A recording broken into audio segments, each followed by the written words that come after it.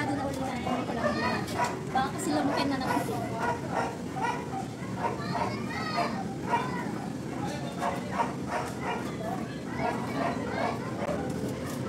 Hindi lang po ito para sa halaman, para din po ito sa kwarto nyo. Kumalamok sa kwarto nyo. Meron din iba't ibang color to guys, itong kulambo natin.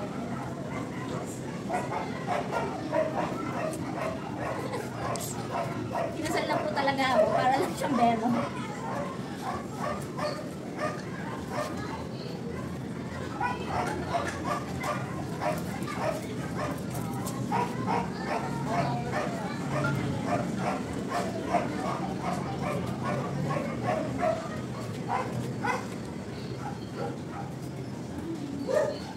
So, ayan, ganyan po yung itsura niya. Para na talaga siyang kwarto ng mga halaman. Matutulog na rin yung mga tanim ko ngayon gabi. Kaya naman, tara na, mag-lunch na tayo. Ay, mag-dinner na tayo. So, kung gusto nyo ng kulambo, lalagay ko na lang ang link niyan sa Yellow Basket. O di kaya naman ay sa comment section. Yun lang po. Thank you for watching. Kuting-ting. Bye!